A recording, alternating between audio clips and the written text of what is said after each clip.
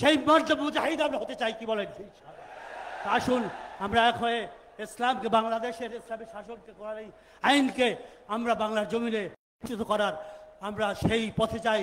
নাসরুম মিনাল্লাহি ওয়া ফাতুল করিম ওয়া বাশশিরিল মুমিনিন। ওয়াসসালামু আলাইকুম ওয়া রাহমাতুল্লাহি ওয়া বারাকাতুহু। জাযাকাল্লাহ। আমরা সেই ঐক্যের কথা ভাবছি, সেই ঐক্যের দিকে আপনাদেরকে আহ্বান করছি।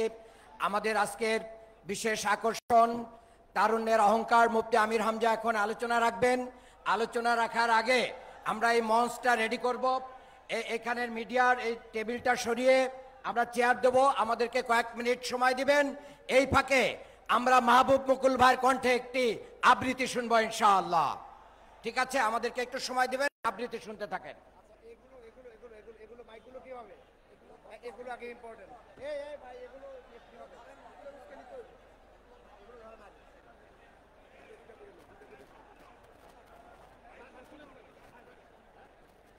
দাঁড়ান এগুলো রাখেন।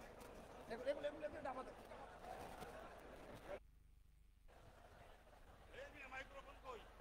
Hello hello hello hello, check.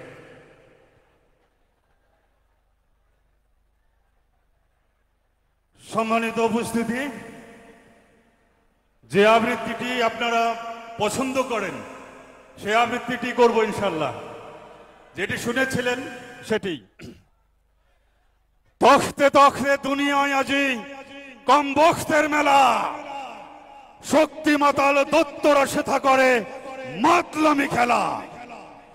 ভয় করিও না হে মানবাত্মা, ভাগিয়া পড়ো না দুঃখে, পাতালের এই মাতালে রবে না আর পৃথিবীর বুকে। তখতে তাহার কালি পড়িয়াছে অবিচারে আর পাপে, তলোয়ারে তার মরিচা ধরেছে নির্যাতিতের সাপে।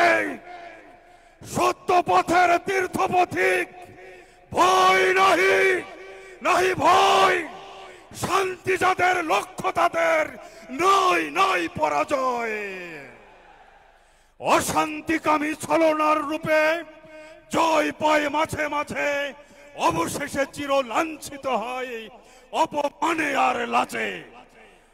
পথের ঊর্ধ্বে ওঠে ঝোড়ো বয়ে পথের আবর্জনা, তাই বলে তারা ঊর্ধ্বে উঠেছে কেহ কভু ভাবিও না। ঊর্ধ্বে যাদের গতি তাহাদের পথে হয় ওরা বাধা, পিচ্ছিল করে পথ, তাই বলে জয়ী হয় না ককাদা। জয়ে পরাজয়ে সমান শান্ত রহিব আমরা সবে, জয়ী যদি হই এক আল্লাহর মহিমার জয় হবে। লাঞ্ছিত হলে বাঁচতে হব পরলোকে আল্লাহর রণভূমে, যদি হত হই মোরা হব চির প্রিয়তর। হয়তো কখনো জয়ী হবে ওরা, হটিব না মোরা তবু, বুঝিব মোদের পরীক্ষা করেন মোদের পরম প্রভু। বিদ্বেষ লয়ে ডাকিলে কি কভু পথভ্রান্ত ফেরে, ভালোবাসা দিয়ে তাদের ডাকিতে হয় বক্ষের নীরে। সজ্ঞানে যারা করে নিপীড়ন, মানুষের অধিকার কেড়ে নিতে চায়, তাহাদেরই তরে আল্লাহর তলোয়ার। অজ্ঞান যারা ভুল পথে চলে, মারিও না তাহাদের, ভালোবাসা পেলে ভ্রান্ত মানুষ সত্যের পথে ফিরে। আগে চলো আগে চলো, দুর্জয় নব অভিযান সেনা, আমাদের গতি প্রবাহ কাহারও কোনো বাধা মানিবে না। সত্য হোক আমাদের চিরসাথী, নিত্য জ্বলিবে আমাদের পথে সূর্য চাঁদের বাতি। ভক্তে দেখায় রক্ত চক্ষু যারা, তার হবে লয়, বলো এ পৃথিবী মানুষের, ইহা কাহারও তখ্ত নয়।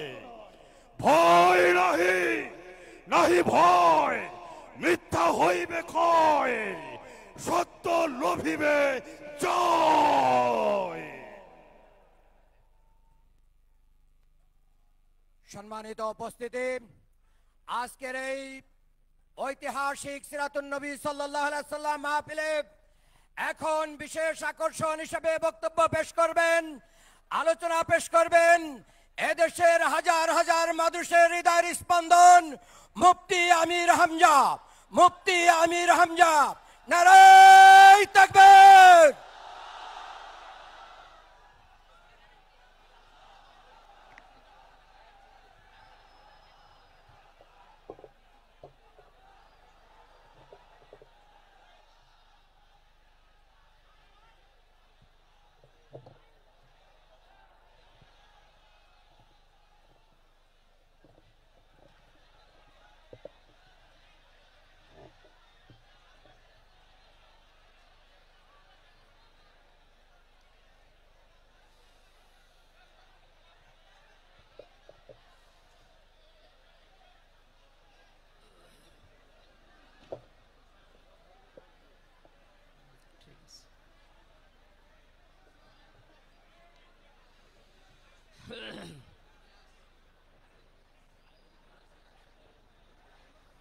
আসসালামু আলাইকুম ওয়া রাহমাতুল্লাহি ওয়া বারাকাতুহু।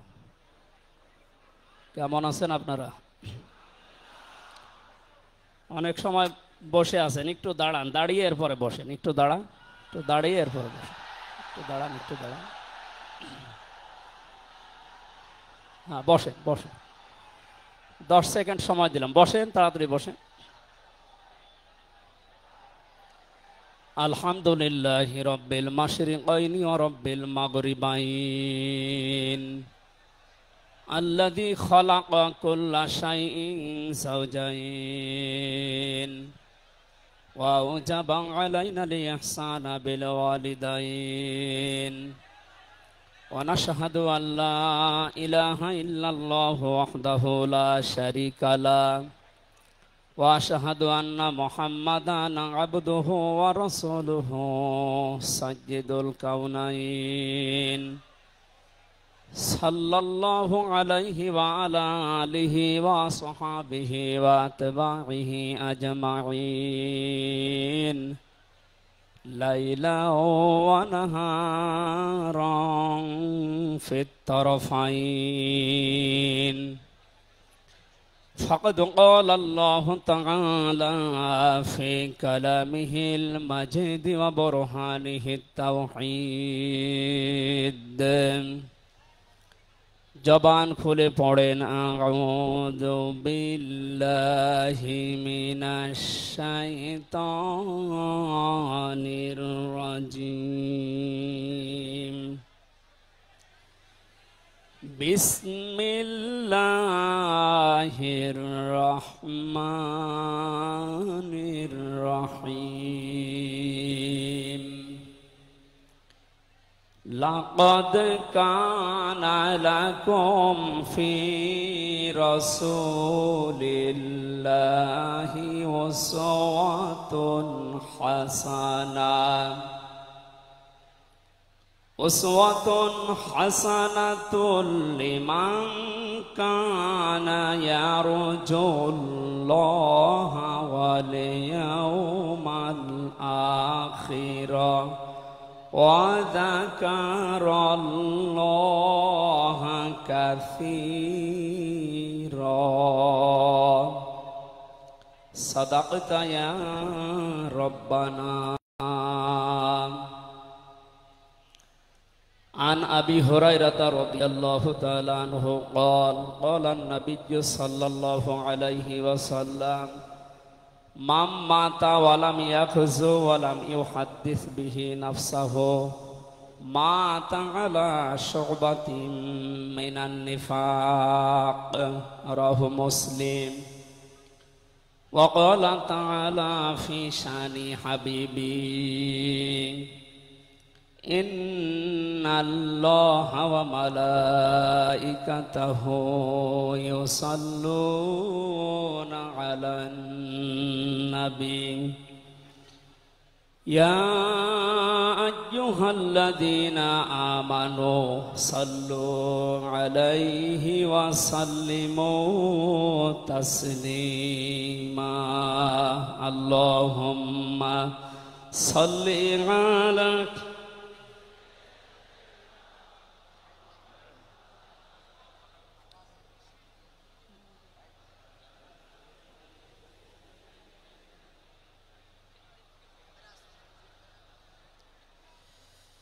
আলহামদুলিল্লাহ,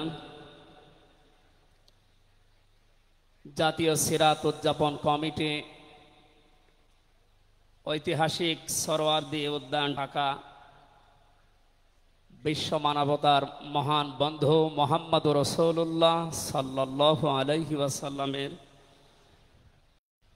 জীবন চরিত্র সম্পর্কে আলোচনার এই পবিত্র অনুষ্ঠানের সম্মানিত সভাপতি বিশিষ্ট আলেমে দ্বীন জনাব মাওলানা আবু তাহের জিহাদি দামাত বারকাতুহুমুল আলিয়া, মাহফিলের প্রধান অতিথি আন্দরকিল্লা শাহী জামে মসজিদের সম্মানিত খতিব আওলাদে রসুল আল্লামা আনোয়ার হোসাইন তাহের আল জাবের আল মাদানী মাদ্দাজিল্লুহুল আলিয়া, সম্মানিত অতিথিবৃন্দ, মঞ্চে বসা জাতীয় নেতৃবৃন্দ, সামনে বসা মুসলমান ভাইরা, পর্দার আড়ালের সম্মানিতা মা এবং বোনেরা, প্রশাসনের ভাইরা, প্রাণ প্রিয় ঢাকাবাসী, সবাইকে নিয়ে মহান রব্বুল ইজ্জাত আল জালালের দরবারে শুকরিয়া জানাচ্ছি, যিনি মহামানবের জীবন চরিত্র সম্পর্কে আলোচনার এই পবিত্র অনুষ্ঠানে আমাদেরকে হাজির হওয়ার তৌফিক দিলেন। জবান খুলে বলছি আলহামদুলিল্লাহ। কথা বলার প্রথমে আমি স্মরণ করছি 2024 সালের আগস্টের 5 তারিখ পর্যন্ত যারা মুক্তভাবে কথা বলার পরিবেশ তৈরি করে দেওয়ার জন্য নিজের জীবন পর্যন্ত দিয়ে গেলেন, শাহাদতের সর্বোচ্চ মাকাম আল্লাহ যেন তাদেরকে দান করেন। আমরা কিছু ভিডিও দেখতে পাচ্ছি, অনেকে বলছে তারা শহীদ হয়নি, তারা নিজেদের বুককে গলির সামনে, অস্ত্রের সামনে পেতে আত্মহত্যা করেছে। তারা কাদের কাছ থেকে কি পেয়ে কি খেয়ে কথা বলছেন আমি জানি না। কোরআনে কারিমে আল্লাহ তাআলা 1500 বছর আগে জানিয়েছে। শহীদ এর শব্দটা আমাদের এই বাংলাদেশ, ভারত, পাকিস্তানে যেভাবে ব্যবহার হয়, এটা এত সস্তা বিষয় না, অনেক দামি বিষয়। শহীদদের ব্যাপারে কথা যেন মানুষ উল্টা পাল্টা না বলে, এজন্য মানুষের মুখের উপরে আল্লাহ নোটিশ জারি করে দিয়েছে।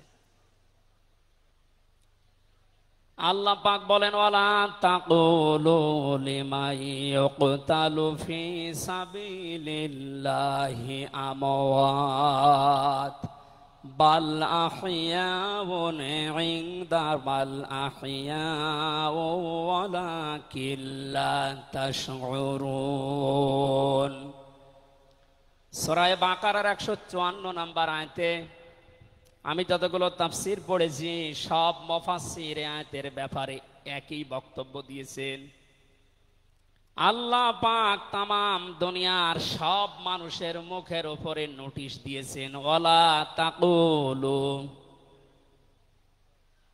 কেউ এ কথা বলবা না যে মানুষগুলো আমি আল্লাহর জন্য জীবন দিয়েছে, এরা মারা গেছে, কথা কখনো বলবা না। কারণ তারা জীবিত এবং তারা, তোমরা এই বিষয়টা বোঝো না, উপলব্ধি করতে পারো না।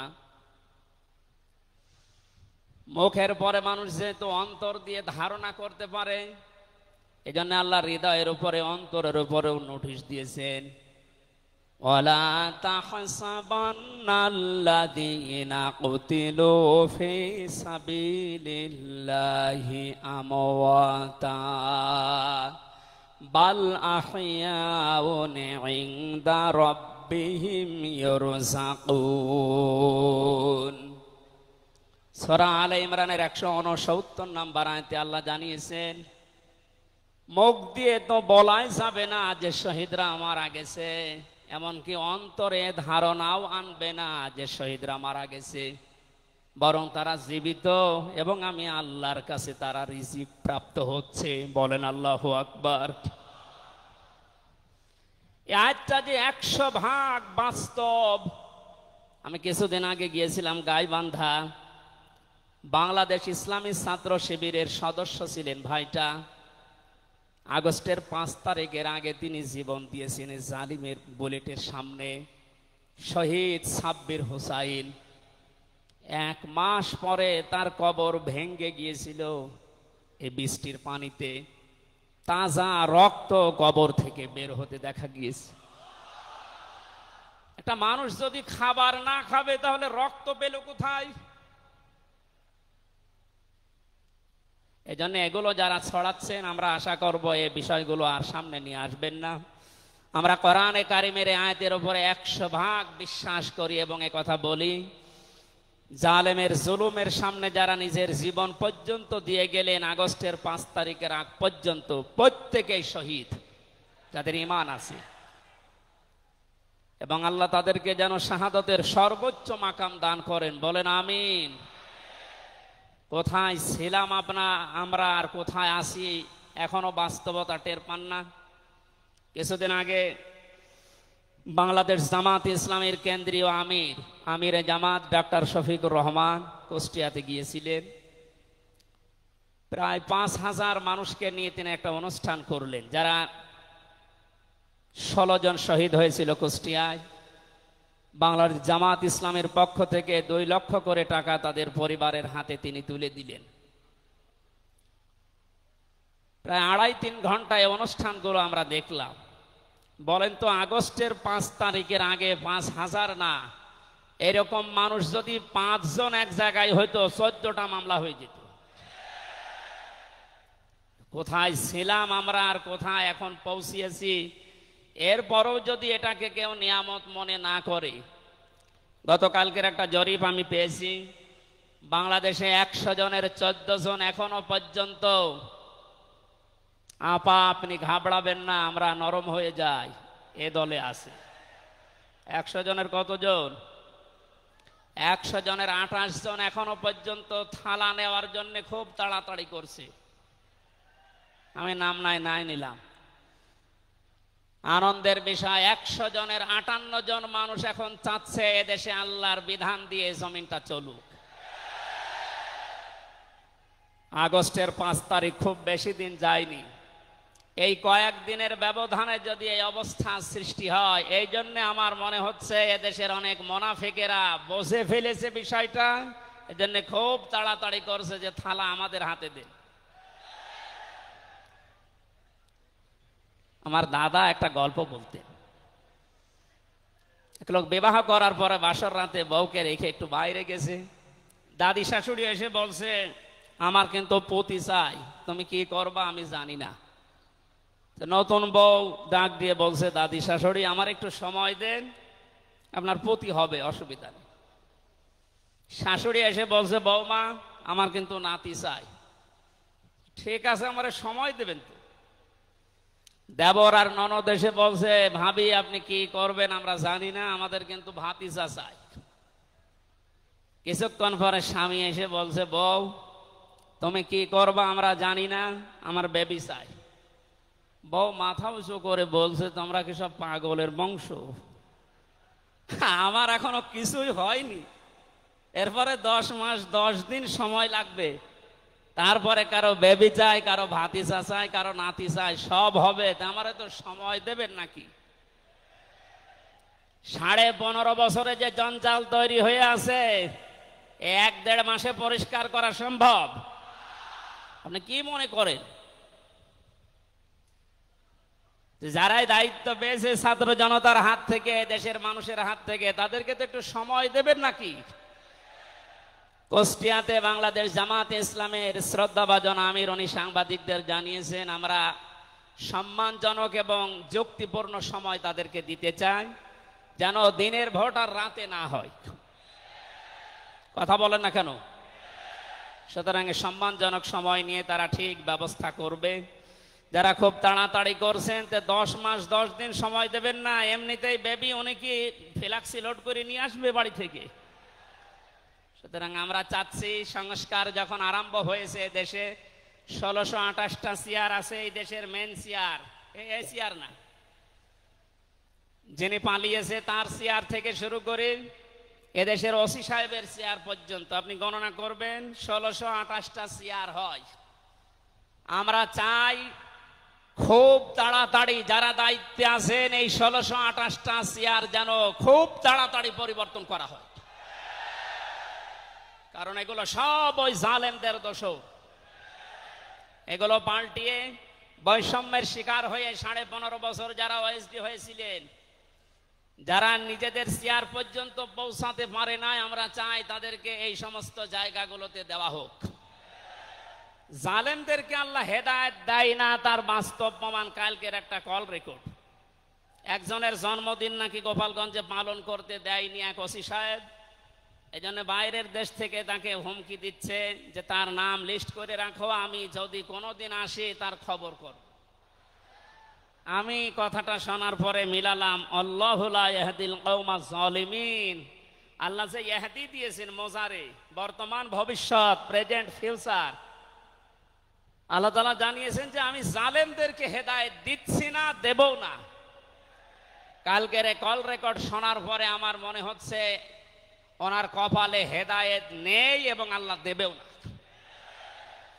নয়তো এত কিছু হওয়ার পরেও এই লোকটা হুমকি দিতে পারে, আপনার বিশ্বাস হয়? হেদায়েত চাই না, কারণ আমরা হেদায়েত চাইলেও আল্লাহ দেবেন না। জালেমদের হেদায়েত দেবেন না, আল্লাহ নিজে জানিয়েছেন। কারণ জালেমদের বিরুদ্ধে মামলা দায়ের করবে আল্লাহ নিজে। এটা আমি বানালাম। সূরা শুরা 25 নম্বর পারা 6 নম্বর পৃষ্ঠার 13 নম্বর লাইনের 42 নম্বর আয়াতে আছে, ইন্নামাস সাবিলু আলাল্লাযিনা ইয়াযলিমুনান নাস ইলা আখির আয়া। আল্লাহ পাক বলেন, অবশ্যই আমি আল্লাহ নিজে মামলা দায়ের করব, কেস করব, অভিযোগ দাখিল করব তাদের বিরুদ্ধে যারা মানুষ হয়ে মানুষের বিরুদ্ধে জুলুম করে।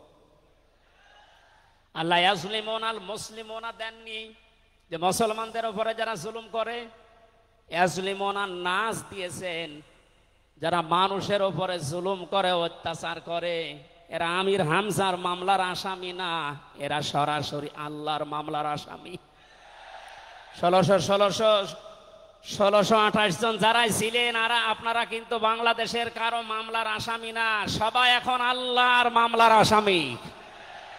মামলার বাদী যত বড় হয় মামলা তত কঠিন হয় এবং জামিন পাওয়াও তত কঠিন হয়। আপনারা জানেন আমি 3টি বছর জেলে ছিলাম।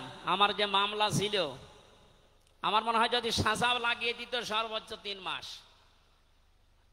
কিন্তু মামলার বাদী যেহেতু একেবারে আল্লাহর ওলি, এই জন্যে বহুবার মামলা সিএমএম কোর্ট, জজ কোর্ট, হাইকোর্টে ওঠার পরও বলে না, হবে না। এই কয়েকদিন আগে মামলা আমার সব খারিজ হয়ে গেছে। আমি মনে করলাম মাননীয় আদালতকে প্রশ্ন করি যে আমার এই মামলা তো আপনার কাছে 3 বছর ছিল, এতদিন তো কিছুই করেননি, হঠাৎ এখন বলছেন কোনো দোষ নেই, সব বেকসুর খালাস করে দিলাম। মামলাটা হাতে নিয়ে উনি বলছে এর ভেতরে তো কোনো মাল ম্যাটারেস নেই, কি দিয়ে বিচার করব, সব বাদ দিয়ে দিলাম। তো এতদিন এই কথা বললে তো আমার 3 বছর জেলে থাকা লাগে না। উনি এইটাই বলতো যে হুজুর আমার হাত বাঁধা ছিল। কি বাধা ছিল? এখন যেহেতু হাত খোলা, ন্যায় বিচার করতে পারছেন, আমরা চাই এদেশে যত চেয়ার আছে সব হাত যেন আবু সাইদের মতো এভাবে খোলা থাকে। এভাবে হাত খোলা চান না? কিয়ামতের আগে কোন জালেম এদেশের চেয়ারে আর আসতে পারবে না ইনশাআল্লাহ। সতর্ক থাকা লাগবে আমাদের। এই জন্য যারা তাড়াহুড়া করছেন আপনারা একটু শান্ত হন। আগে 10 মাস 10 দিন সময় দেন, বাসর হোক। কথা বলেন না কেন? আমি আর নিচে নামলাম না। আল্লাহ আপনাদেরকে সম্মতি দান করুন, আমিন। দরুদ আর সালাম পড়ছি আমাদের নবী মুহাম্মদুর রাসূলুল্লাহ সাল্লাল্লাহু আলাইহি ওয়াসাল্লামের প্রতি। আজকে সেই বিকাল 3টা থেকে শুরু করে রাত 9টা পর্যন্ত এদেশের পতিত দশা আলেমদের মুখে, ইসলামিক চিন্তাবিদদের মুখে এবং জাতীয় নেতৃবৃন্দের মুখে আপনারা নবীর সিরাত সম্পর্কে বিভিন্ন কথা শুনতেছেন। আমি লাইভ দেখছিলাম। আমার আজকের আলোচনার বিষয় রাসূল সাল্লাল্লাহু আলাইহি ওয়াসাল্লাম কেন একমাত্র আদর্শ। এই পয়েন্টের উপরে কোরআন শরীফ থেকে, হাদিস থেকে আমি 18টা পয়েন্ট বের করেছি। খুব সংক্ষেপে এর উপরে আপনাদের সামনে কথা উপস্থাপন করার চেষ্টা চালাবো ইনশাআল্লাহ। ওমা তাওফীকি ইল্লা বিল্লাহ। জবান খুলে কোরআনের এই সোনালী আয়াতটা একটু পড়েন। আউযু বিল্লাহি মিনাশ শাইতানির রাজিম। বিসমিল্লাহির রহমানির রহিম।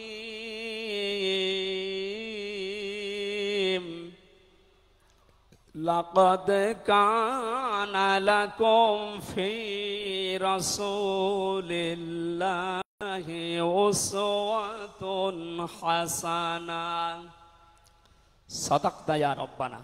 সূরা আহজাব 21 নম্বর আয়াতের প্রথম অংশ আমরা তেলাওয়াত করলাম। আমার আলোচনার বিষয় হচ্ছে বিশ্বনবী কেন একমাত্র আদর্শ। এ পৃথিবীতে বহু মানুষকে আমরা আদর্শের সৈনিক হওয়ার ঘোষণা দিতে শুনি, তারা স্লোগান পর্যন্ত দেয়, আমরা সবাই অমক সেনা, ভয় করি না বুলেট বোমা। আজকের আলোচনার পরে এটা ক্লিয়ার হবে, বিশ্বনবী বাদ দিয়ে অন্য কারো আদর্শের সেনার ঘোষণা যদি কেউ দেয়, এ মারা গেলে নবীর সুপারিশ থেকে বঞ্চিত ও চির জাহান্নামী। আমরা যেহেতু মানুষ এবং আমরা মুসলিম, আমরা জাহান্নামে যেতে চাই না। এই ছোট্ট ভুলের কারণে এই ভুলটা আজকে শুধরিয়ে নেব ইনশাআল্লাহ। সূরা আহজাব কোন সূরা বলেন তো? এটা ক্লাস চলছে, ছাত্রের মতো জবাব দেবে। আহজাব শব্দের শাব্দিক অর্থ দল সমূহ। এর এক বচনে হচ্ছে হিজবুন। হিজবুন মানে দল। পৃথিবীতে দল আছে দুইটা। প্রশ্ন আসতে পারে, বাংলাদেশে প্রায় ৭৩টার উপরে দল, আর দল দুইটা মানে? হ্যাঁ, দল একটা হচ্ছে আল্লাহর দল, একটা হচ্ছে শয়তানের দল। আমরা সামনে বিস্তারিত এই দুইটা দলের উপরে কথা বলবো ইনশাআল্লাহ। দল করা লাগবে এই ঘোষণা আমির হামজার না আল্লাহর? এই শব্দটা শুনলে অনেকে মানধাত আমলের দিকে নিয়ে যায়। আপনি আলেম মানুষ, হুজুর মানুষ, ইমাম সাহেব মানুষ, আপনি দল দাঁড়িয়ে এগুলো করবেন কেন? কোরআনে কারিমের যদি কেউ একটা আয়াত অবিশ্বাস করে, আর ইমান থাকার কথা। আল্লাহ পাক বলেন, ওয়ালতাকুম মিনকুম উম্মাতুন, তোমাদের ভেতরে অবশ্যই একটা দল থাকতেই হবে। তাহলে দল এই শব্দটা কোরআনে আছে না নেই? দল এই বাংলায় নেই, কিন্তু উম্মাতুন এই শব্দ তো আছে। আমি সেই দিন গাইবান্ধায় ওই দিন আলোচনা করার পরে একজন মুসলিম হয়েছিল, জিজ্ঞাসা করলাম। পরবর্তীতে ওই দিন আলোচনার বিষয় ছিল ভোট। উনি শিক্ষিত মানুষ, আমারে জিজ্ঞাসা করছে, আপনি ভোট এই শব্দ নিয়ে আসলেন, কোরআনে হাদিসে এই শব্দ আছে? এটা তো আরবি। হ্যাঁ আছে। আমানাত শব্দটা কোরআনে আছে। তাফসিরে মারিফুল কোরআন আল্লামা শফি রহমতুল্লাহ আলাইহি আমানতের প্রায় 19টা অর্থ দিয়েছেন। তার ভেতরে অন্যতম অর্থ হচ্ছে ভোট দেওয়া, রায় দেওয়া, সমর্থন দেওয়া। সুতরাং কেউ যদি ভোট এটাকে দুনিয়ার কোনো বিষয় মনে করে এড়িয়ে যায়, সে কিন্তু মরণের পরে ধরা খাবে। কথা বলেন, আমরা আখেরাতে আদালতে ধরা খেতে চাই, আমরা বাঁচতে চাই। সুতরাং দল মাস্ট বি, করাই লাগবে। যে দলের কর্মসূচি দুইটা, তারা ভালো কাজে আদেশ করবে, অন্যায় কাজে বাধা দেবে। আল্লাহর ভাষা এরাই হচ্ছে সফল কাম দল। এদেশে যত দল আছে, এই দুইটি কর্মসূচি কারা পালন করে আপনি অবশ্যই দেখতে পাচ্ছেন। আপনার বিবেকের কাছে প্রশ্ন করে আপনি সামনে আগাবেন ইনশাআল্লাহ। তাহলে নবীজি আমাদের জন্য একমাত্র আদর্শ কেন? এর এক নম্বরে আমি পেয়েছি, তার জীবনটা আমাদের কাছে পরিষ্কার। এই কারণে পৃথিবীতে আমরা যত নেতা নেত্রীকে মেনে চলতে দেখি, যে কোনো রাজনৈতিক দলের নেতা নেত্রী আপনি হন, ওই রাজনৈতিক দলে যাকে মানেন তার চরিত্র জীবন আপনার কাছে কিন্তু পরিষ্কার না। কথা বলে না কেন? আমি নাম ধরেই বলছি, আওয়ামী লীগ যারা করতেন, এখন আওয়ামী লীগ দেশে আছে কিনা আমি জানি না, আছে বললাম ওই যে 14%, ওরাও এখনো পর্যন্ত তওবা করে ফিরে আসার চেষ্টায় আছে। আল্লাহ যেন তাদেরকে তাওফিক দেন।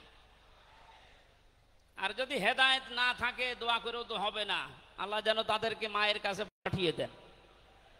একটু আস্তে বলেন ভাই, এটা জোরে বলার দরকার নেই।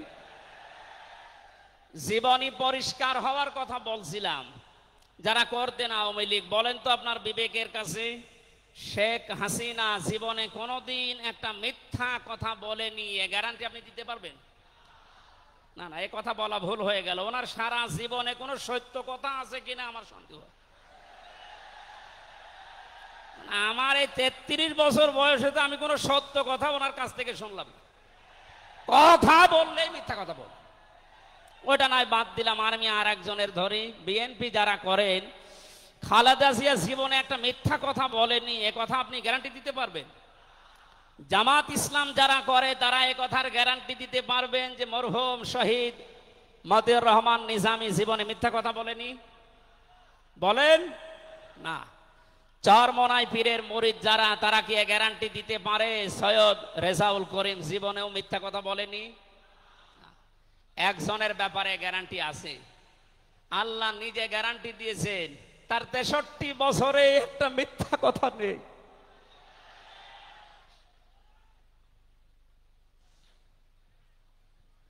এই জন্য বিশ্বনবী আমাদের একমাত্র আদর্শ হওয়ার কারণ এই যে জীবনে 63 বছরে একটাও মিথ্যা কথা বলেননি। জোরে বলেন আল্লাহু আকবার।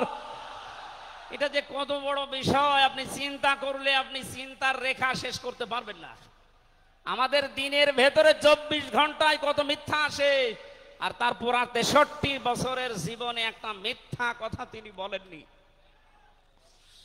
2 নম্বরে পেয়েছি আমি, তিনি উন্নত চরিত্রের অধিকারী ছিলেন।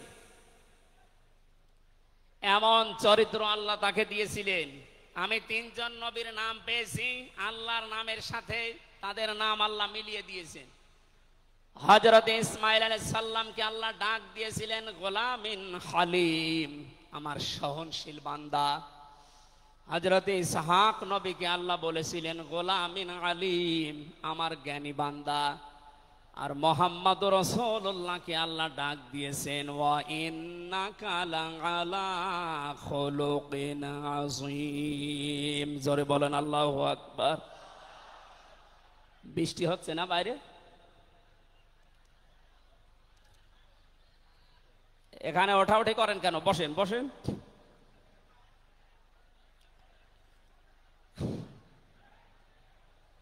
এই কোরআনের আলোচনার ভেতরে কথা বললে কিন্তু গুনাহ হবে ভাই, কথা বলা যাবে না। কষ্ট হলে ওইভাবে থাকেন, কথা বলবেন না। 3 নম্বরে পেয়েছি আমি সূরা ইউনূসের 58 নম্বর আয়াতে আল্লাহ তাআলা জানিয়েছেন বিশ্ব নবী তোমাদের জন্য একমাত্র আদর্শ হওয়ার কারণ তিনি শ্রেষ্ঠ সম্পদ। قل بفضل الله وبرحمته فبذلك فليفرحوا هو خير مما يجمعون। নবী আপনি বলুন, তামাম দুনিয়ার মানুষেরা যা গেইন করে, যা অ্যাচিভ করে, যা অর্জন করে, যা কিছু পেয়ে আনন্দে আছে, আমি আল্লাহর কাছে এই পৃথিবীর শ্রেষ্ঠ সম্পদ হচ্ছে আপনি। জোরে বলেন আল্লাহু আকবার। সুতরাং আপনার আদর্শ পেয়েছে যারা, সে মানুষগুলো যেন আনন্দে থাকে, তারা যেন খুশি হয়। এই জন্য আগস্টের 5 তারিখের আগ পর্যন্ত এদেশের 100 জনের মাত্র 15 জন মানুষ বিশ্ব নবীকে একমাত্র আদর্শ মানতেন। তারা খুশি ছিলেন, রাজি ছিলেন। মাত্র 1 মাস কয়েক দিনের ব্যবধানে এই যে 100 জনের এখন 58 জন মানুষ বিশ্ব নবী ছাড়া আর কাউকে বুঝতে চাচ্ছে না। সময়টা যেতে দেনে দেশের 100 জনের 100 জন মানুষ চাইবে বিশ্ব নবী ছাড়া কারো আদর্শ মানি না। ওকে সংক্ষেপ করছে আমাদের প্রধান অতিথি এসে পড়েছেন, এই জন্য 4 নম্বরে পেয়েছি এই পৃথিবীর ময়দানে বিশ্ব নবী মুহাম্মদুর রাসূলুল্লাহ হচ্ছেন আল্লাহর পক্ষ থেকে আমাদের জন্য, বিশেষ করে মুমিনদের জন্য সবচাইতে বড় অনুগ্রহ। সূরা আলে ইমরানের 164 নম্বর আয়াতে আল্লাহ ঘোষণা দিচ্ছেন লাকাদ মান্নাল্লাহু আলাল মুমিনিনা ইয লাকাদ মান্নাল্লাহু আলাল মুমিনিনা ইয বাআসা ফীহিম রাসূলা ইলা আখির আয়াত। অবশ্যই মুমিনদের জন্য এই পৃথিবীর ময়দানে বিশ্বনবী মুহাম্মদুর রাসূলুল্লাহ আল্লাহর পক্ষ থেকে একটা অনুগ্রহ। আমরা এক একটা আয়াতের ভেতরে বিভিন্ন তাফসীর অনুযায়ী যত কথা আল্লাহ জানিয়েছেন নবীর সম্পর্কে, প্রচন্ড গরম, আপনাদের কষ্ট হবে যেন আমি খুব সামারাইজ করছি। 6 নম্বরে পৃথিবীর ময়দানে বিশ্বনবী একমাত্র আদর্শ হওয়ার পেছনে কারণ এই, তিনি গোটা জাহানের জন্য ছিলেন একমাত্র রহমত। সূরা আম্বিয়ার 107 নম্বর আয়াতে আল্লাহ এই ঘোষণা দিয়েছেন, ওমা আরসালনাকা ইল্লা রাহমাতাল লিল আলামিন। বলেন আল্লাহু আকবার। আল্লাহ আলম বলেন না যে শুধু পৃথিবীর জন্য, আলামিন যত জগৎ আল্লাহ বাজিয়েছেন আর যত জগতে আল্লাহর যত সৃষ্টি আছে, এতানাজ্জালুল আমরু বাইনাহুন্না, প্রতিটি জগতে ওই সৃষ্টি অনুযায়ী আল্লাহর বিধিবিধান নাজিল হচ্ছে। যেখানেই যেই সৃষ্টি আছে প্রত্যেকটা সৃষ্টির জন্য মুহাম্মদুর রাসূলুল্লাহ হচ্ছেন আল্লাহর পক্ষ থেকে রহমত। বলেন সুবহানাল্লাহ। সেই রহমতকে হযরতে হালিমাতুস সাদিয়া চিনেছিলেন। কোলে নেওয়া থেকে শুরু করে বাড়ি পর্যন্ত যেখানে নিয়ে গেছেন, সিরাত ইবনে হিশাম বলছে সব জায়গায় হালিমাতুস সাদিয়া বিশ্ব নবীর মাধ্যমে আল্লাহর রহমত পেয়েছিলেন। সিরাত বিশ্বকোষের ভেতরে পেয়েছি আল্লাহর নবীকে হযরতে হালিমাতুস সাদিয়া যেদিন কোলে তুলে নিলেন, হযরতে হালিমা বলেন আমার স্তনে দুধ ছিল না, মুহাম্মদুর রাসূলুল্লাহকে কোলে নেওয়ার সঙ্গে সঙ্গে আমাদের স্তন, আমার স্তন দুইটাই দুধে পরিপূর্ণ হয়ে গেছে। আমি ডান স্তন তাকে দিলাম, তিনি পান করলেন।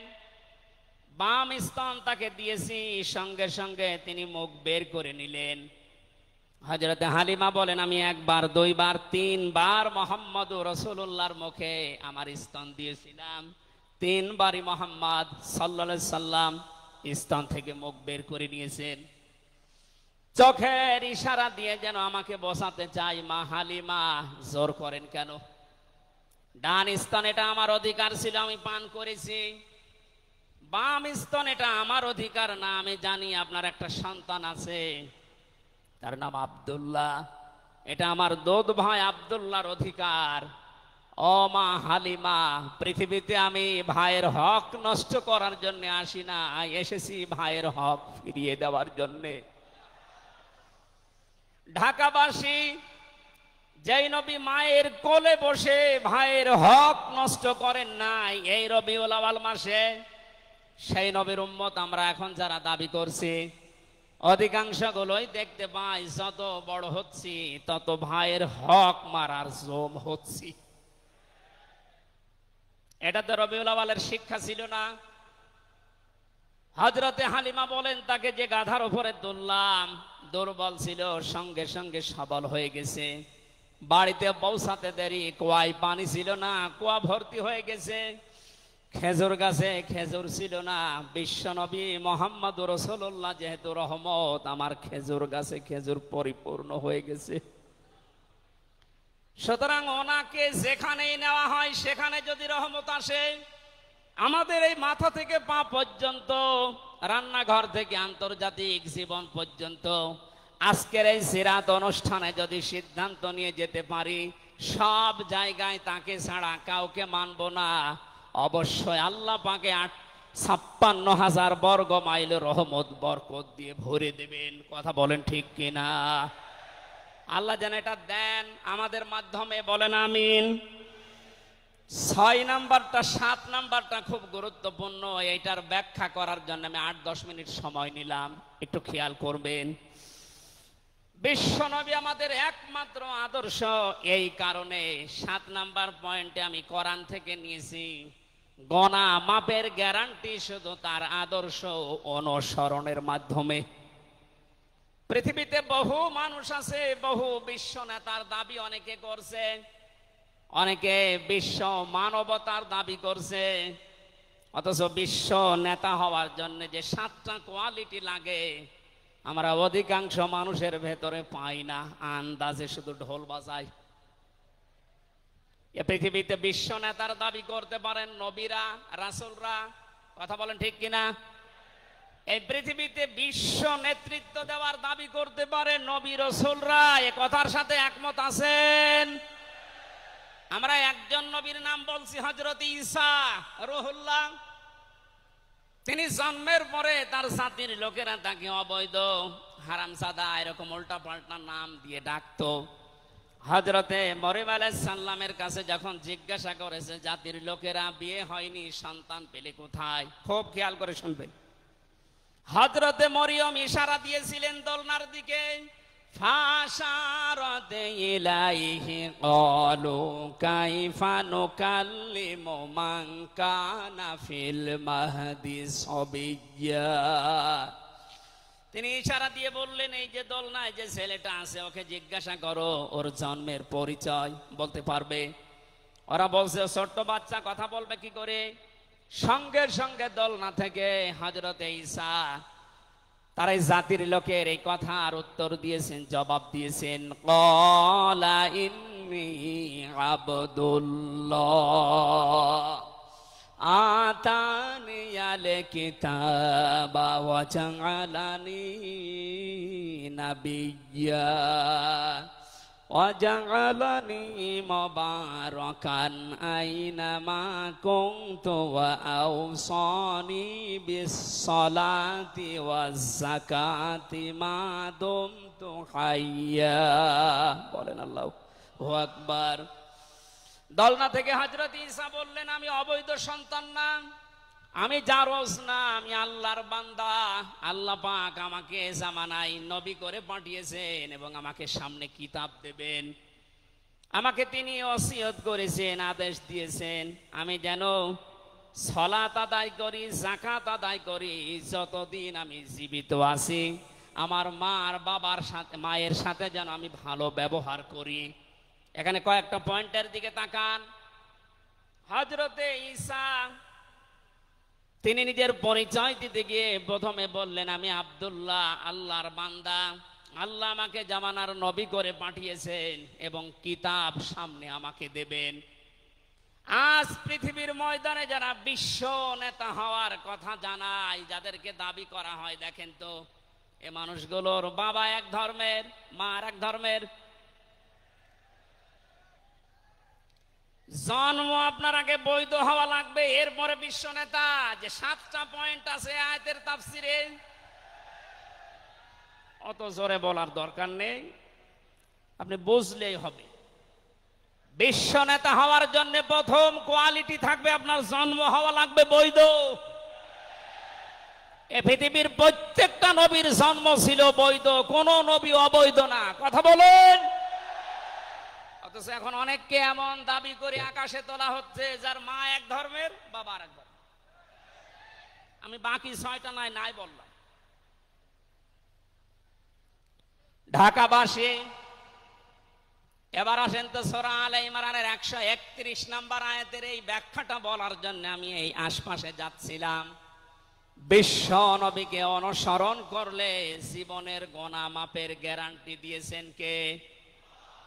এতদিন আয়াত যেভাবে শুনেছেন ওইভাবে না, যেহেতু এখন ডিজিটাল যুগ, ডিজিটাল কায়দায় শোনা লাগবে। কুল ইন কুনতুম তুহিব্বুনাল্লাহা ফাত্তাবিউনি ইউহিব্বুকুমুল্লাহ ওয়া ইয়াগফির লাকুম যুনুবাকুম আল্লাহু গফুরুর রহিম। এটা তাফসিরে ফি জিলালিল কোরআনে সাইয়্যিদ কুতুব বিস্তারিত দিয়েছেন, আমি শুধু ইঙ্গিত দিচ্ছি, একটু তাকান। আল্লাহ পাক বলেন, নবী আপনি বলুন, যদি আল্লাহকে ভালোবাসি এ দাবি তোমাদের থাকে, এ দাবি আমাদের আছে না নেই? আল্লাহকে আমরা ভালোবাসি এ দাবি আছে না নেই? আল্লাহ বলেন দাবি যারা করে তাদেরকে আপনি বলেন যে ফাত্তাবিউনি, তারা যেন আপনার অনুসরণ করে।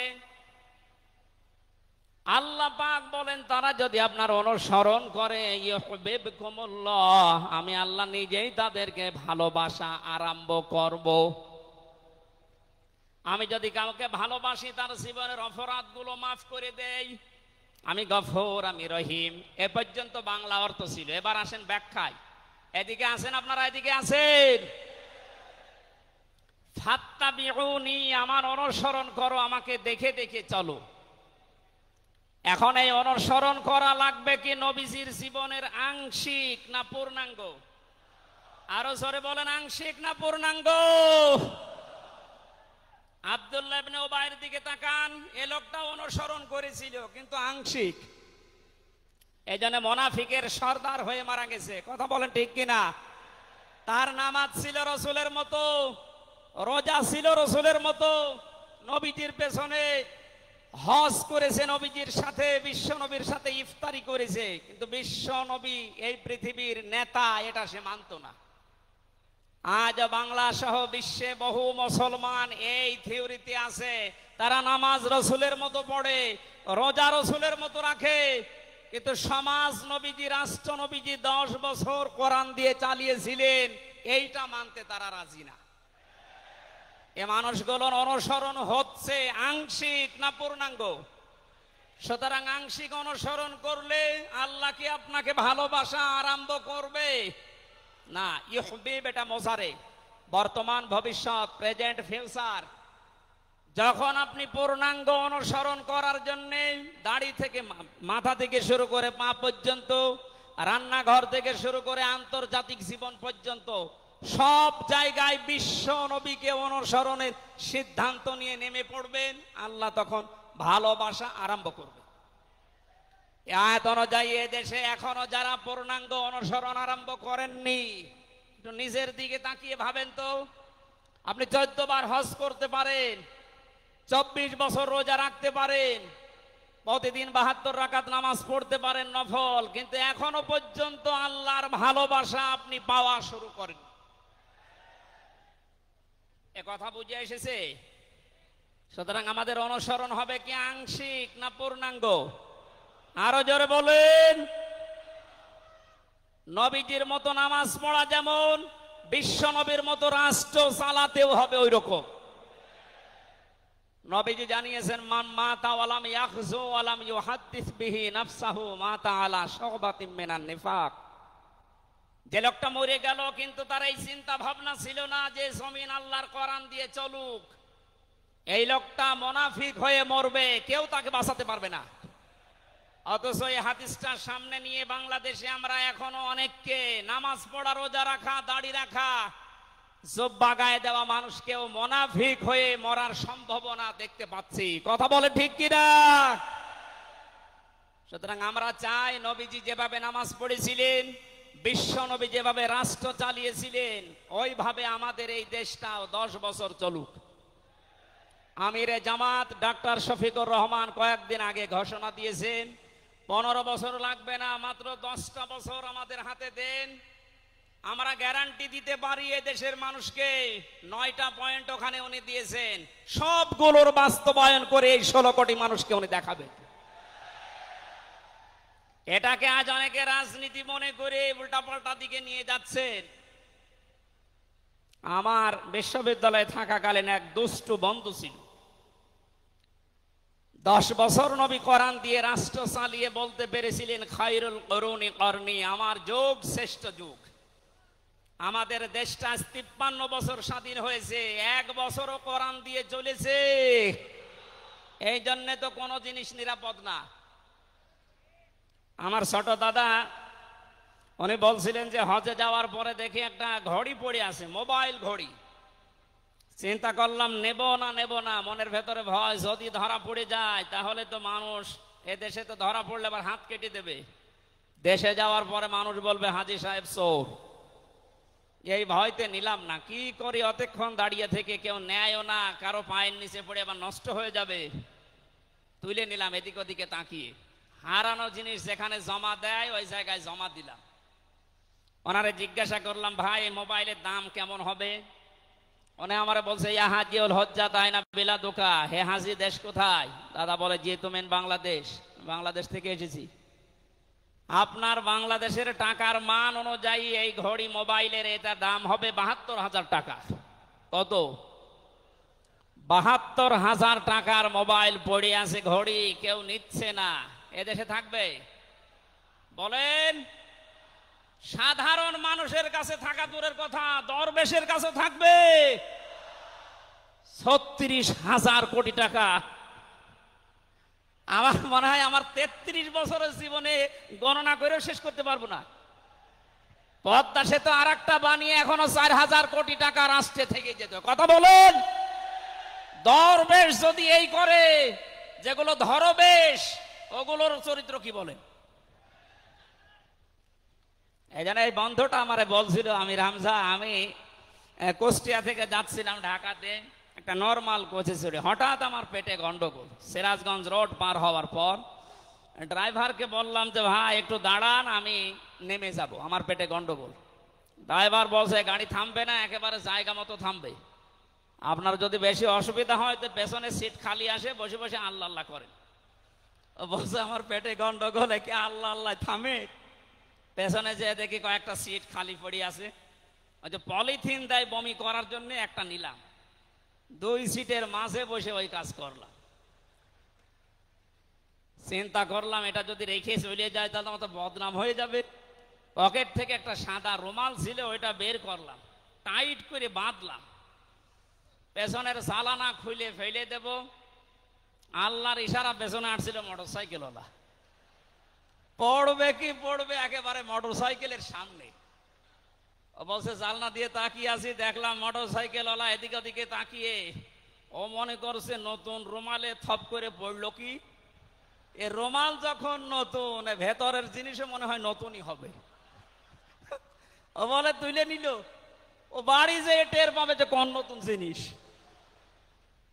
এই জন্য বলছে হামজা, আমাদের দেশে পায়খানা পর্যন্ত নিরাপদে নেই, এর বাস্তব প্রমাণ আমারটা। অথচ আমির জামাত গ্যারান্টি দিয়েছেন চুরি থাকবে না, শুধু পায়খানা না, 36,000 কোটি না, 36 পয়সাও চুরি হবে না। 10 বছরের জন্য ছেড়ে দেন দেশটা। আপনারা ওনার সাথে একমত কিনা? কারা কারা ওনাদের হাতে দিতে চান দেখি? লিল্লাহি তাকবীর।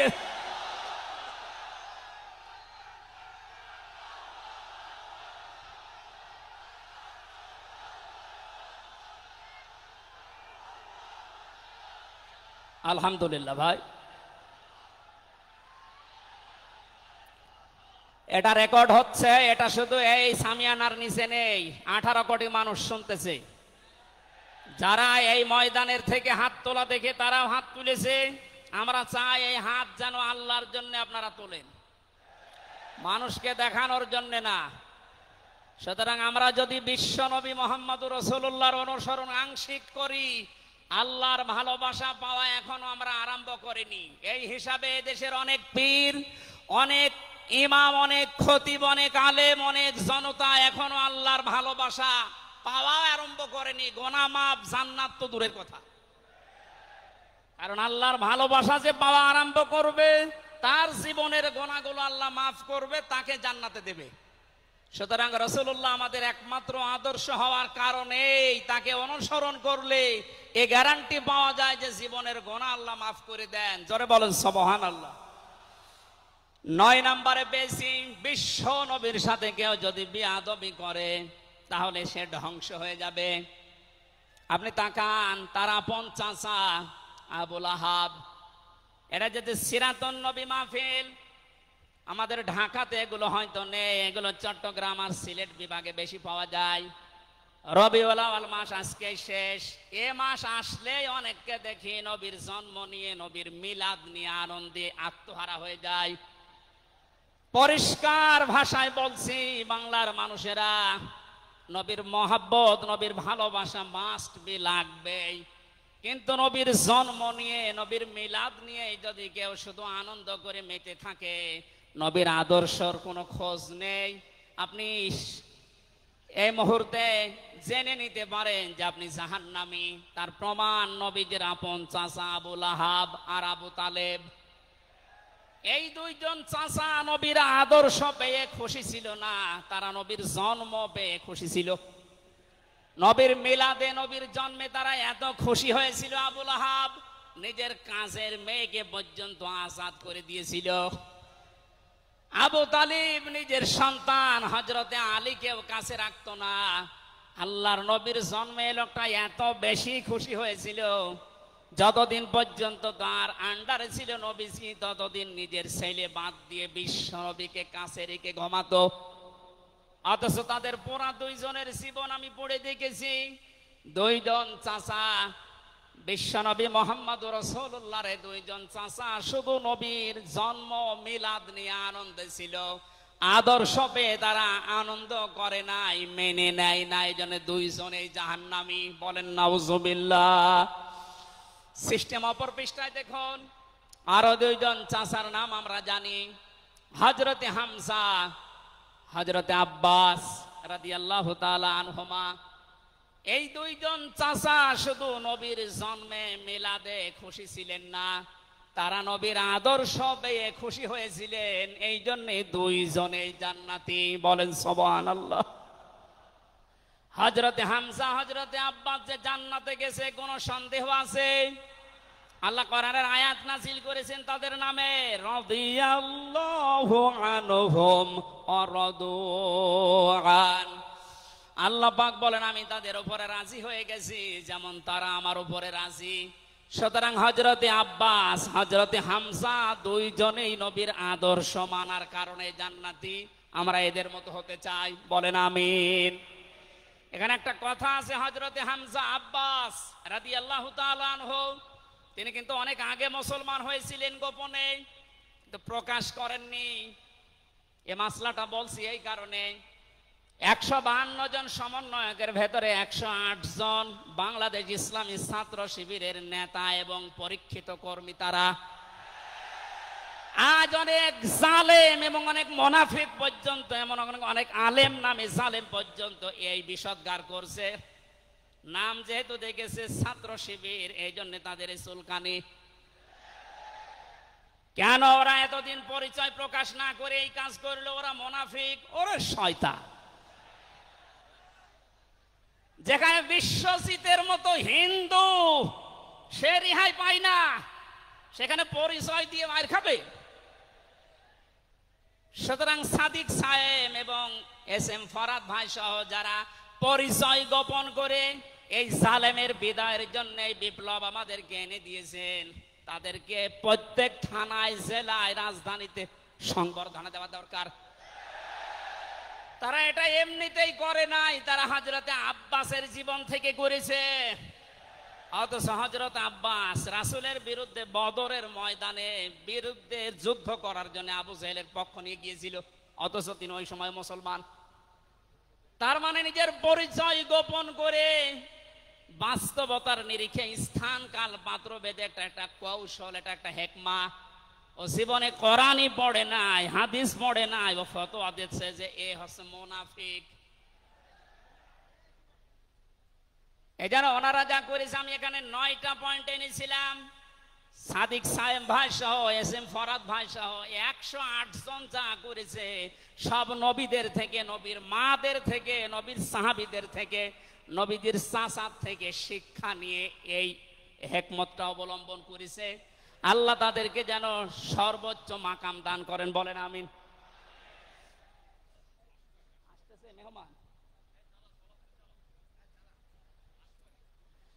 বেয়াদবি করলে যে মানুষের জীবন ধ্বংস হয়ে যায় রাসূলের সাথে, তার প্রমাণ পেয়েছি নবীর এই চাচা আবু লাহাবের জীবন থেকে। বিশ্ব নবী যখন সাফা মারওয়া এই পাহাড়ের উপরে উঠে দাওয়াত দিচ্ছিলেন, এই লোকটা ডাক দিয়ে বলেছে, তাব্বালাকা লিহাজা জামাতানা ইয়া মুহাম্মদ, হে মুহাম্মদ তুমি ধ্বংস হয়ে যাও। তাফসিরের কিতাবে সূরা লাহাবের তাফসিরে পড়েছে, আবু লাহাব মুহাম্মদুর রাসূলুল্লাহকে শুধু ধ্বংস হয়ে যা এ কথা বলে নাই। সামনে একটা পাথর ছিল, পাথরটা হাতে নিয়ে নবীজির দিকে এভাবে নিক্ষেপ করেছিল। ঢাকাবাসী খুব খেয়াল করে শোনেন, এখানে আমার 2টা পয়েন্ট আছে। আবু লাহাব 1500 বছর আগে মুহাম্মদুর রাসূলুল্লাহর দিকে যে পাথর নিক্ষেপ করেছিল, তাফসিরে ফি জিলালিল কোরআন মুফাসসির লিখেছেন সাইয়্যিদ কুতুব, যে নবীজির সামনে পাথরটা পড়েছিল, নবীজির শরীরে লাগে নাই। আল্লাহ পাক সঙ্গে সঙ্গে তার জন্য কোরআনের আয়াত নাজিল করলেন, শুধু এই হাতের জন্য না, তাব্বাত ইয়াদা আবি লাহাবি ওয়া তাব। ইয়াদানে ছিল শব্দটা, ইয়াদাদি বচন আল্লাহ দিয়েছেন, অথচ আবু লাহাব পাথর নিক্ষেপ করেছিল কয় হাত দিয়ে? আরো জোরে আরেকবার বলেন। আল্লাহ যে তার দুই হাতই ধ্বংস করে দিলেন। জবাব দিয়েছেন মুফাসসির এইভাবে, আবু লাহাব যদিও এভাবে পাথর নিক্ষেপ করেছিল এক হাত দিয়ে, কিন্তু তার এই বাম হাত একটু নড়াচড়া করে সাপোর্ট দিয়েছিল। আপনি যদি এখান থেকে একটা কোনো কিছু নিক্ষেপ করেন এভাবে, এই হাত দিয়ে শুধু কাজ হবে না, এই হাতও নড়াচড়া করে সাপোর্ট দেবে। আল্লাহ এইটাও সহ্য করেন নাই। নবীজির বিরুদ্ধে যারা অবস্থান নিয়েছে, যে যতটুকু তার সাথে যারা সাহায্যে ছিল, সহযোগিতায় ছিল, আল্লাহ তাদেরকেও ধ্বংস করে দিয়েছেন। এই 15.5 বছরে আল্লাহর নবীর আদর্শকে, তার শিক্ষাকে, শিক্ষা ব্যবস্থা থেকে ডাইরেক্ট ডান হাতের মতো, অনেকে বাম হাতের মতো পেছন দরজা দিয়ে নাড়াচাড়া করে উল্টিয়ে ফেলেছিলেন। এই কথা বলেন না কেন? হযরতে আবু বকর আর নবীজির সেই সারে গারে সুরের সেই ঘটনাটা আমাদের শিক্ষা ব্যবস্থা এখন আর নেই। এগুলো তুলে ওখানে বাবার জীবনী বসিয়েছেন। সুতরাং নবীজিকে যারা আঘাত দিয়ে শিক্ষা ব্যবস্থা থেকে 96% মুসলমানের এই দেশে নবীর আদর্শ বাদ দিয়ে অন্য কাউকে যারা বসাতে চেয়েছিলেন, যারা ডাইরেক্ট এগুলো করেছিলেন, যেগুলো মন্ত্রণালয়ের দায়িত্বে ছিল, বাম হাত দিয়ে যারা পেছন দরজা দিয়ে নাড়াচাড়া দিয়েছেন, উপদেষ্টা মণ্ডলের ভেতরে 2 জন আছে, তারা সমকামিতা প্রমোট করছেন, আমরা শুনতে পাচ্ছি। পাঠ্যপুস্তকে যে পরিবর্ধন আনার চেষ্টায় আছেন, 96% মুসলমান কিন্তু ঘুমিয়ে যায়নি, এরা এখনো জেগে আছে। আমিরে জামাত কুষ্টিয়ায় সেদিন ঘোষণা দিয়েছে, দেশের মুসলমানের এখন আর 5 তারিখের আগের মতো ঘুমিয়ে নেই, সব সজাগ আছি আমরা। আরো জোরে বলেন। সুতরাং যারা ডান হাত দিয়ে চেষ্টা করছেন আল্লাহ বিরোধী, রাসূল বিরোধী, মানবতা বিরোধী এই কাজগুলোকে প্রমোট করার জন্য, বাস্তবায়নের জন্য, আর পেছনের দরজা দিয়ে যারা বিভিন্ন নাম নিয়ে আবু লাহাবের বাম হাতের মতো নাড়াচাড়া দিচ্ছেন, আল্লাহ পাক যদি ধরে আবু লাহাবের মতো ডান হাত বাম হাত সব কিন্তু ধ্বংস করে ছাড়বে। এজন্য আমরা সাবধান বাণী উচ্চারণ করছি। এগুলোই যারা আছেন, আমি নাম নিলাম না, ছাত্র জনতা যেভাবে আপনাদেরকে উপদেষ্টা বানিয়েছে, আপনি 152 জনের 108 জনের দেখতে পারছেন না। এই মানুষগুলো কি চাই? 108 জন না, আমি 152 জনের সাথে যোগাযোগ রেখে দেখেছি, সবাই চায় এদেশে আল্লাহর বিধান চালু হোক। এই রবিউল আউয়াল মাসে রাসূলের চরিত্র যেভাবে শুনি, ওটা যেন বাস্তবে দেখতে পাই, সেটা চালু হোক। 53 বছর তো দেখলে বাবা চালিয়েছিল, দুর্ভিক্ষে মরিছে অনেকে, আমি দেখি না, আমার তো 33 বছর, এ মুরব্বীরা দেখেছি। স্বামী চালিয়েছিল অনেকের চাচা চালিয়েছে 9 বছর, ভাবি চালিয়েছে, এমনকি বউ চালিয়েছে, এটা তো দেখলাম। এখন শুধুমাত্র কোরআন দিয়ে চললে, নবীর আদর্শ দিয়ে চললে দেশটা কেমন দেখা যায় এটা দেখতে বাকি আছে। এটা আপনারা দেখতে চান না সামনে? আমার জীবনের সবচাইতে বড় শখ, আকাঙ্ক্ষা, তামান্না এইটা যে চর্ম চোখে যেন আল্লাহ আমাকে দেখায় যে 56,000 বর্গ মাইল তার কালাম দিয়ে চলছে। এটা দিয়ে চললে যে কেমন দেখা যায়, এটা মিনি জান্নাত হয়ে যাবে। আপনি বিশ্বাস করেন, এটা মিনি জান্নাত হয়ে যাবে। অনেকের এখনো পর্যন্ত শ্বশুর ভয় দেখাচ্ছে। আমির জামাত সেদিন বলেনি যে শ্বশুর ভয় দেখাচ্ছে মেয়েদেরকে যে তোমাদের ঘর বন্দি করে রাখবে। অনেকে যারা ডাইল খায়, মামা বাবা খায়, লাল পানি খায়, এরা কি খাবে?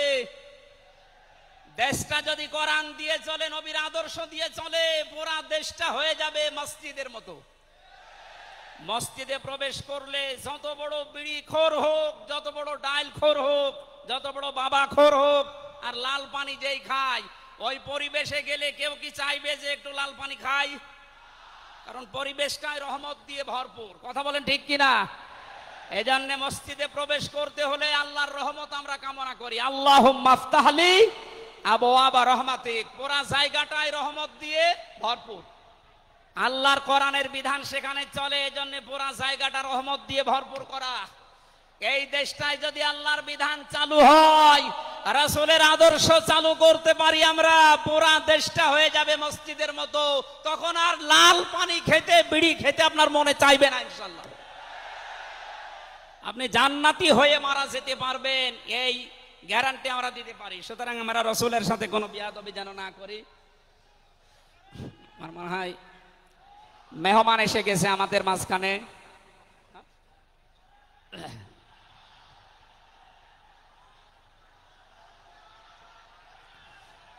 লিল্লাহি তাকবীর, আওলাদে রাসূলের আগমন,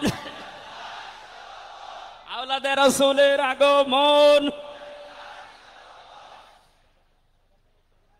আমাদের মাহফিলের প্রধান অতিথি আওলাদে রাসূল আল্লামা আনোয়ার হোসাইন তাহের আল জাবেরি আল মাদানী মাদ্দাজিল্লাহুল আলী আমাদের মাঝে এসে গেছেন। আমরা যে প্রচন্ড গরমে আপনারা কষ্ট পাচ্ছেন, এবং উনি যেহেতু এসে গেছে, এখন আর কথা বলা মনে হয় ঠিক হবে না। আমি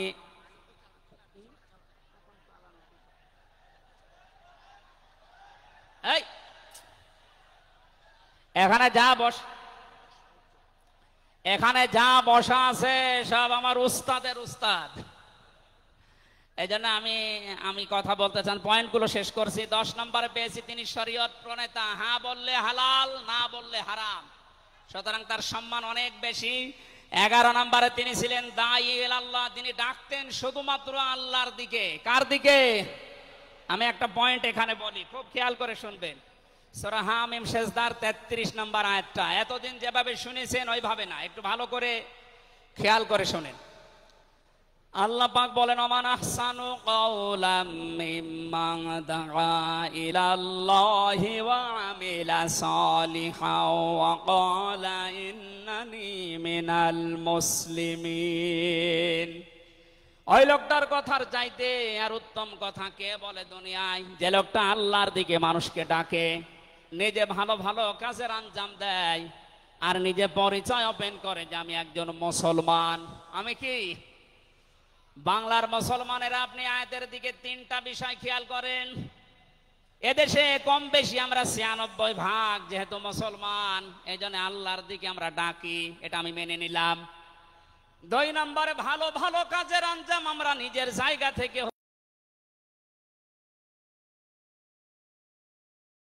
ওয়াকালা ইন্নানি মিনাল মুসলিমিন, আমি মুসলমান, এই ঘোষণা দেওয়ার মতো পরিবেশ এই দেশে এখনো আসে নাই। কথা বলেন। এখন এমন জায়গা অনেক আছে যেখানে আমি মুসলমান, এ কথা বলা এখনো সম্ভব না। সুতরাং আয়াতের 3 নাম্বার, এটা যদি বাস্তব এই চর্মচোখে দেখতে চান যে আমি মুসলমান, এই পরিচয় দিয়ে আমি এই পৃথিবীতে টিকে থাকতে চাই, তাহলে এই দেশটা কোরআনের হাতে দেওয়া লাগবে, মাস্ট বি। কথা বলেন ঠিক কিনা? সুতরাং আমাদের এখন থেকে ডাক হবে কোনো পীরের দিকে না, কোনো বাবার দিকে না, আমাদের একমাত্র ডাক হবে আল্লাহর দিকে। জোরে বলেন আমিন। 12 নম্বরে বেশি তিনি যুদ্ধবন্দীদের সাথে এমন ভালো আচরণ করতেন। ইয়ামামার একজনের নাম পড়লাম হাদিসের পাতায়, বিগ লিডার ছিলেন এই লোকটা, সামামা ইবনে ওয়াসাল রাদিয়াল্লাহু তাআলা আনহু।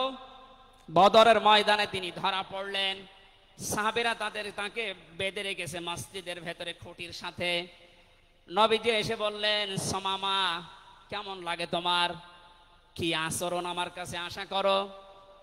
লোকটা বলে, মুহাম্মদ সাল্লাল্লাহু আলাইহি সাল্লাম, আপনি আমাকে মেরেও ফেলতে পারেন, ছেড়েও দিতে পারেন। নবীজি তাকে বললেন, সামামা এই দুনিয়ায় শেষ দুনিয়া না, আর একটা জগৎ আমাদের সামনে আসে। ইসলামের বিশাল কিছু তার সামনে তুলে ধরলেন। বাড়িতে যাওয়ার পরে নিজের হাতে রান্না করে খাবার পাঠালেন তার জন্য। দ্বিতীয় দিন আবার তাকে দাওয়াত দিলেন ইসলামের। বিশ্ব নবী নিজে উটের দুধ এক সাহাবীকে দিয়ে দহন করিয়ে গরম করে পাঠালেন। মনে হচ্ছে তিনি জামায় আদর করছেন, অথচ সে লোকটা যুদ্ধবন্দী। একটা যুদ্ধবন্দী মানুষের সাথে বিশ্ব নবীর যে আচরণ, এ পৃথিবী অবাক হয়ে গেছে। অথচ এই 15.5 বছরে যুদ্ধবন্দী না, কারাবন্দী, তাও অন্যায় ভাবে। আরে ভাই, আমার তো 3 বছর পরে যেহেতু মামলা খালাস করে দিয়েছে, আদালত কর্তৃক প্রমাণ হয়েছে যে আমি নির্দোষ, আমার কোনো দোষ নেই, তাহলে আমার মামলার আয়ু থেকে শুরু করে একেবারে ওই উপর পর্যন্ত যিনি পালিয়েছেন, এ পর্যন্ত যারা জড়িত ছিল, আমি চাই তাদের প্রত্যেকে যেন 3 বছর জেলে থাকে। এইটাই ন্যায় বিচার হবে। এই কথা বলে না কেন? আমার জন্য 3 বছর, ব্যারিস্টার আরমানের জন্য 8 বছর, 11 বছর। কত বছর? আপনি যে চট করে ঢুকে পড়বেন, আগে 11 বছর থাকেন, এরপরে।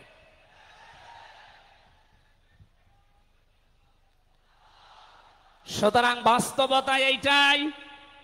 শত্রুদের সাথে তিনি যুদ্ধবন্দীদের সাথে কি আচরণ করলেন, আর আমরা অন্যায় ভাবে কারাবন্দীদের সাথে, আমি তো অন্যেরটা জানি না, নিজেরটার সাথে বলছি। এই যে মুরব্বী মানুষ বসে আছে মাওলানা রফিকুল ইসলাম খান, এই মুরব্বীর পায়ে বেড়ি দিয়ে, হাতে হ্যান্ডকাপ দিয়ে, মাথায় দড়ি দিয়ে মনে হচ্ছে গরু টেনে নিয়ে যাচ্ছে। আমার 11 ঘন্টা টাঙিয়ে রেখেছিল, অথচ নিজেরাই বলছিল যে আপনার কোনো দোষ নেই, আমরা জানি। তো দোষ নেই, আমরা ধরে রেখেছেন কেন? ছেড়ে দেন। বলে না, উপরের নির্দেশ। কোথায় পৌঁছিয়েছিল দেশটা? আর তারা এই রবিউল আউয়াল আসলে একদিন ছুটি দিত নবীর জন্মদিন পালন করার জন্য। নবীর আদর্শের কোনো খোঁজ খবর তাদের কাছে নেই। এই উসামা ইবনে ওয়াসাল নবীজির আচরণ দেখে শেষ পর্যন্ত বাপদাদার ধর্ম ত্যাগ করে ইসলাম কবুল করেছিলেন। এই 15 বছর যদি এরকম কিছু দেখাতে পারতেন, লাখের উপরে মানুষ জেল খাটতেছে, আমার মনে হয় 100 জনের 70 জন মানুষ এই দেশে জেল খাটে কিচ্ছু জানে না। বিশেষ করে 15.5 বছর এই মানুষগুলো আপনার দলে অন্তত না আসলেও আপনার জন্য দোয়া করতো। এরপরে আমি পেয়েছি বিশ্ব নবীকে একমাত্র আদর্শ হওয়ার কারণ তিনি শত্রুদের সাথে এমন আচরণ দেখিয়েছিলেন, পৃথিবীতে ইতিহাস হয়ে আছে। তায়েফে তিনি দোয়া করেছিলেন, আল্লাহুম্মা হাদি কওমি ফাইন্নাহুম লা ইয়ালামুন। 14 নম্বরে পেয়েছি তিনি নবী এবং রাসূলদের নেতা ছিলেন। 15 নম্বরে ছিল তার বক্ষ ছিল উন্মুক্ত। 16 নম্বরে পেয়েছি তিনি ছিলেন লাইট বা আলো। 17 নম্বরে তিনি ছিলেন স্নেহময়, মমতাময়। 18 নম্বরে তিনি ছিলেন কমল হৃদয়ের অধিকারী। এক একটা শব্দের ভেতরে লক্ষ লক্ষ কথা আল্লাহ লুকিয়ে রেখেছেন। রাসূলের জীবনে 1 ঘন্টা 1.5 ঘন্টায় না, কিয়ামত পর্যন্ত যদি কেউ আলোচনা করে, আমি 31টা বিষয় সাজিয়েছি এক একটা পাঠ অনুযায়ী। সুতরাং এরকম যদি শুরু হয় তো 31 দিন একাধারে লাগার কথা আমার এই ক্ষুদ্র জ্ঞানে। যারা আরো বড় বড় আলেম এখানে বসে আছে, কিয়ামত পর্যন্ত আলোচনা শুনবেন, করবেন। আমাদের নবী আজিম খুলুকিন আজিম, কোনোদিন শেষ হবে না ইনশাআল্লাহ। সুতরাং নবীজি আমাদের একমাত্র আদর্শ, এটাই ফাইনাল। তাকে ছাড়া আমরা কাউকে মানি না। ওদারত আহ্বান জানাচ্ছি তাকে আদর্শ গ্রহণ করার জন্য। আমিন। বারাকাল্লাহু লানা ওয়া লাকুম ফিল কোরআনিল আযীম। এখন আমাদের সামনে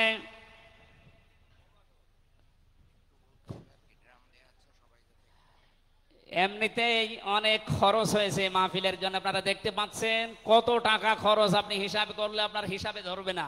আবহাওয়ার কারণে ব্যবস্থাপনার কয়েক গুণ খরচ হয়ে গেছে। প্যান্ডেলের ভেতরে বাইরে ড্রাম দেওয়া আছে।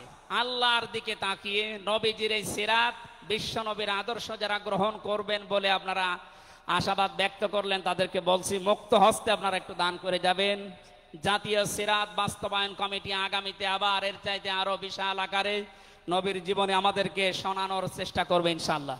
অবশ্যই এটা দিয়ে যাবেন। আমি আজকের মতো বিদায় নিলাম। আমিন। বারাকাল্লাহু লানা ওয়া লাকুম ফিল কোরআনিল আযীম। আসসালামু আলাইকুম ওয়া রাহমাতুল্লাহ। এখন আমাদের প্রধান অতিথি আছে, উনি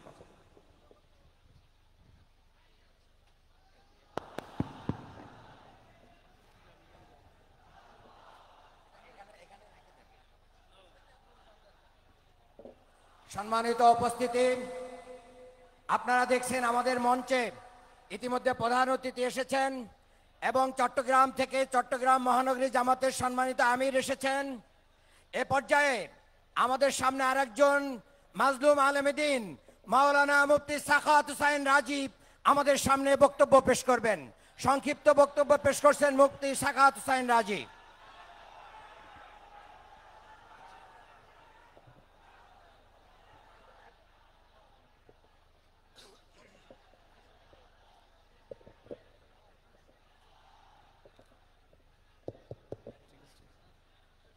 نحمده ونصلي على رسوله الكريم أما بعد قال الله تبارك وتعالى أعوذ بالله من الشيطان الرجيم بسم الله الرحمن الرحيم وما أرسلناك إلا رحمة للعالمين صدق الله مولانا العظيم জাতীয় সিরাত উদযাপন কমিটি কর্তৃক আয়োজিত আজকের এই বিশাল আয়োজনের মোহতারাম সভাপতি হযরত মাওলানা আবু তাহের জেহাদি সাহেব এবং প্রধান অতিথি আওলাদ রসুল আমাদের সামনে এসে উপস্থিত হয়েছেন।